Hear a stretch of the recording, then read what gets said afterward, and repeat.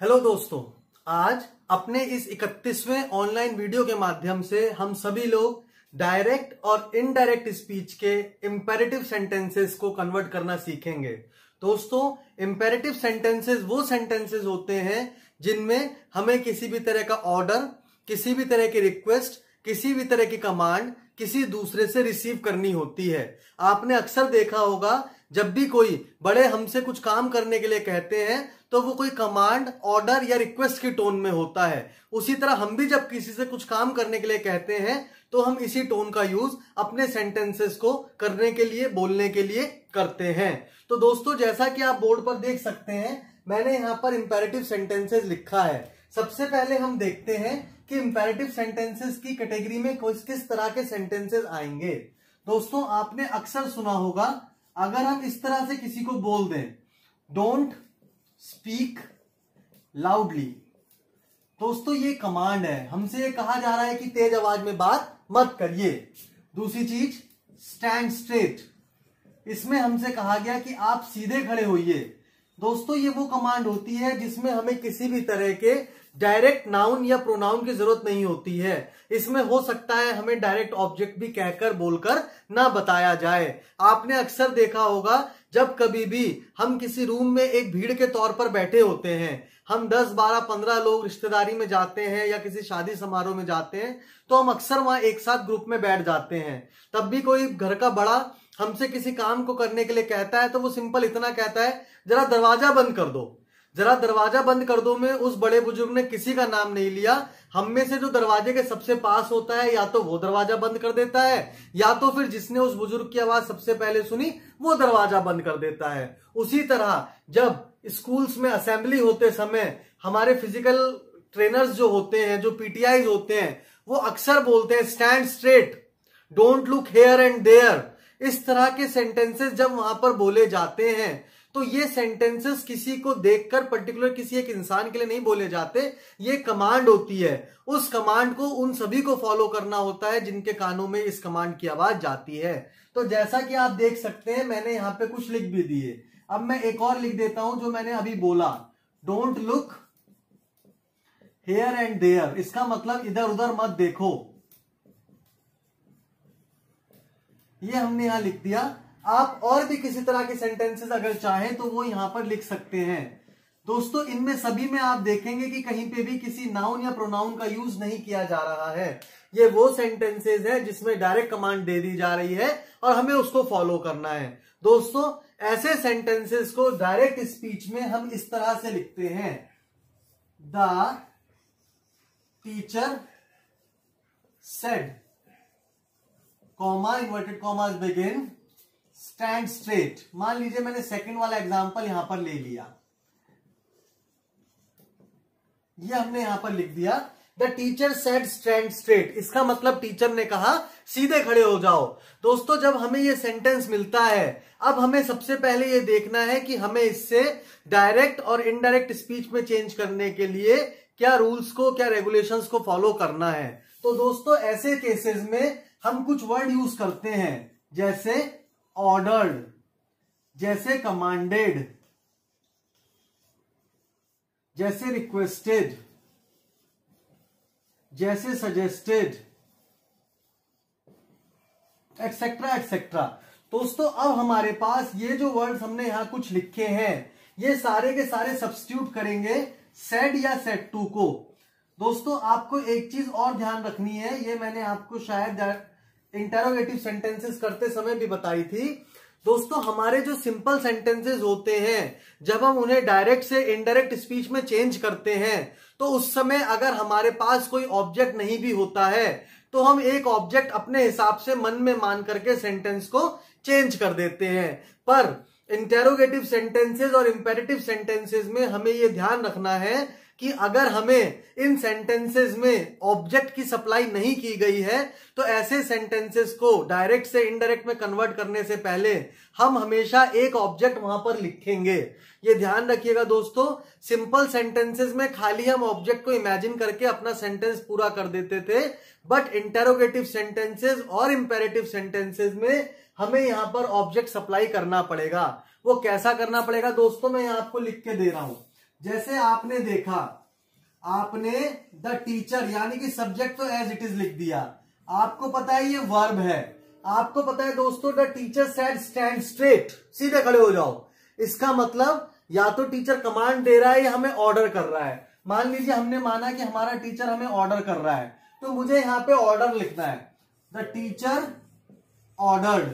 अभी तक हम सेड टू की जगह या तो टोल्ड करते थे दोस्तों, या तो फिर हम आज लिखते थे इंटेरोगेटिव सेंटेंसेस में। बट इंपेरेटिव सेंटेंसेस में हमने क्या देखा कि अगर हमारा टीचर हमें ऑर्डर्ड कह रहा है या रिक्वेस्टेड है या जिस तरह की टोन में भी बात कर रहा है, वो हमें यहां लिखना है। आपने देखा सेड की जगह मैंने ऑर्डर्ड लिख दिया।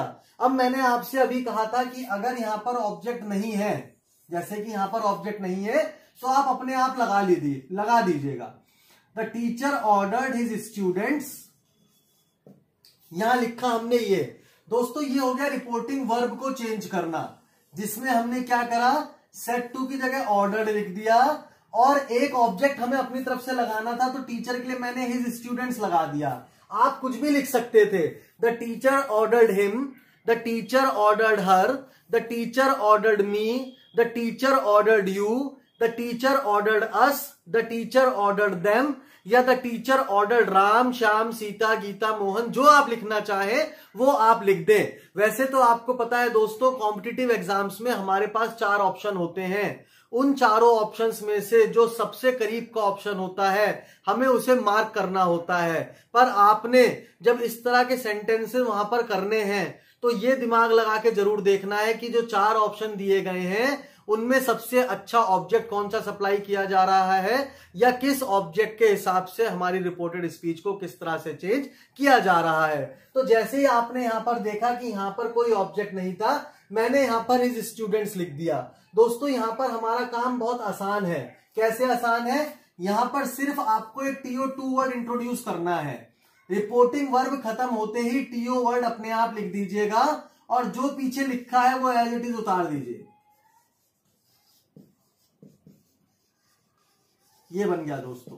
यहां पर दोस्तों ये वर्ब की फर्स्ट फॉर्म ही रहेगी।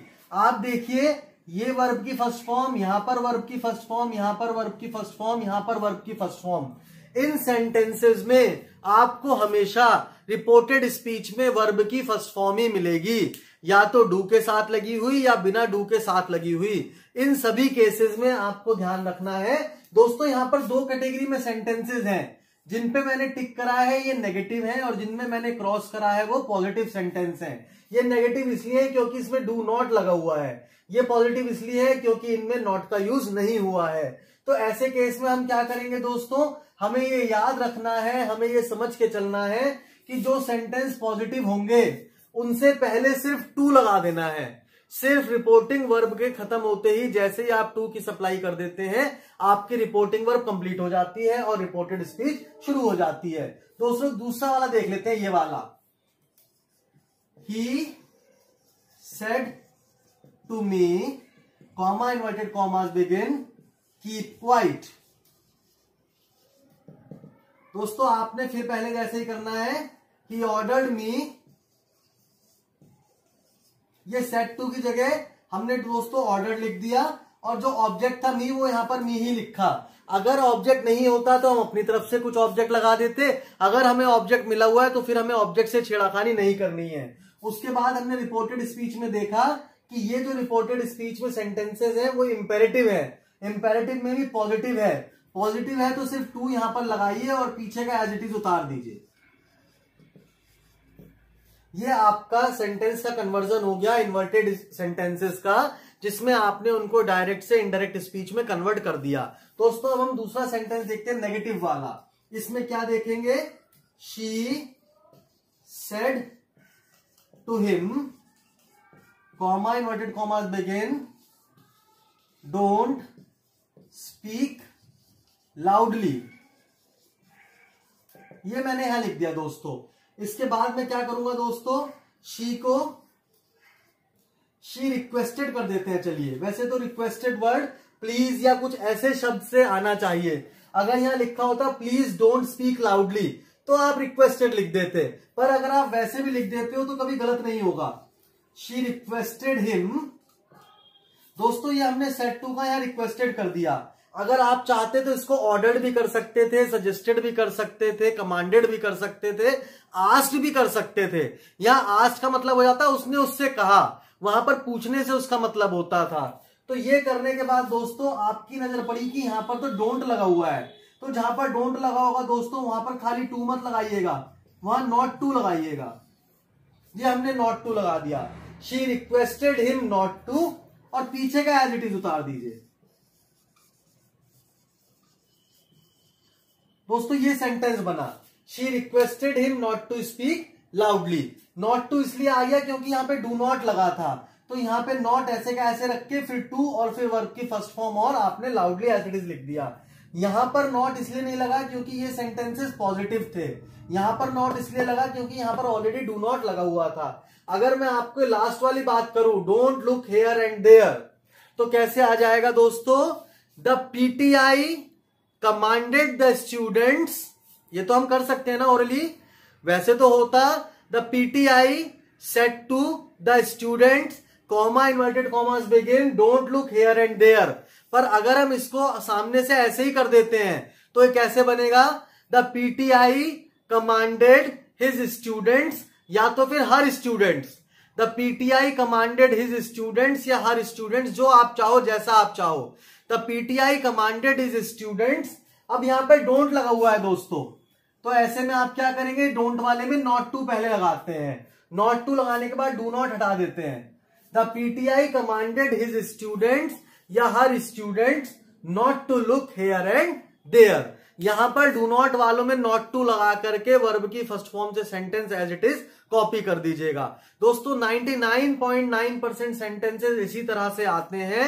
कई बार वो आपका ध्यान भटकाने के लिए नीचे 4 ऑप्शन में यहां तक ऑप्शन दे देते हैं, जैसे ये वाला, the teacher said stand straight, वो ऑप्शन देंगे नंबर 1। कई बार आपको भ्रमित करने के लिए कैसे ऑप्शन आएगा? The teacher ordered to stand straight, the teacher ordered his students to stand straight, the teacher ordered his students that they should stand straight, या the teacher told his students to stand straight. अब आपको यह पता चल गया कि आपको पता है इन वाले सेंटेंसेस में तो दिस दैट ये सब लगना नहीं है। तो पहली बात तो जो दैट वाले ऑप्शन होंगे उन्हें काट दीजिएगा, वो वाले ऑप्शन जिनमें ऑब्जेक्ट नहीं होगा उन्हें काट दीजिएगा। उसके बाद जो बचा हुआ सेंटेंस होगा वो आपको राइट आंसर की तरफ लेकर के जाएगा। तो दोस्तों मुझे पूरी उम्मीद है आज के इस वीडियो से आपको इंपेरेटिव सेंटेंसेस अच्छे से समझ में आए होंगे। कल हम एक्सक्लेमेटरी सेंटेंसेस करेंगे दोस्तों, और अगर हमें समय मिलता है कल ही हम लेट वाले सेंटेंसेस भी खत्म कर देंगे। उसके बाद हमारा ये टॉपिक खत्म हो जाएगा दोस्तों। उसके बाद हम सबसे पहले अपने करे गए टॉपिक, चाहे वो एक्टिव एंड पैसिव वॉइस हो, चाहे वो पार्ट्स ऑफ स्पीच हो, चाहे वो टेंसेज हो, चाहे वो डायरेक्ट एंड इनडायरेक्ट स्पीच हो, सबसे पहले हम इनकी उन एक्सरसाइजेस की प्रैक्टिस बोर्ड पर करेंगे जो कंपटीशन में हमसे अक्सर पूछी जाती हैं। अक्सर फिल इन द ब्लैंक्स के तौर पर, या तो फिर 4 मल्टीपल चॉइस वाले क्वेश्चन जिन्हें हम कहते हैं 4 ऑप्शन वाले क्वेश्चन, उनके तौर पे हमसे अक्सर पेपर में ये पूछे जाते हैं। तो जैसे ही हम डायरेक्ट और इनडायरेक्ट स्पीच को खत्म करते हैं दोस्तों, सबसे पहले हम अपनी एक्सरसाइजेस जितनी भी इनके द्वारा की जा सकती हैं उनकी प्रैक्टिस करेंगे, फिर हम आगे बढ़ेंगे। आज की क्लास में इतना ही काफी है दोस्तों।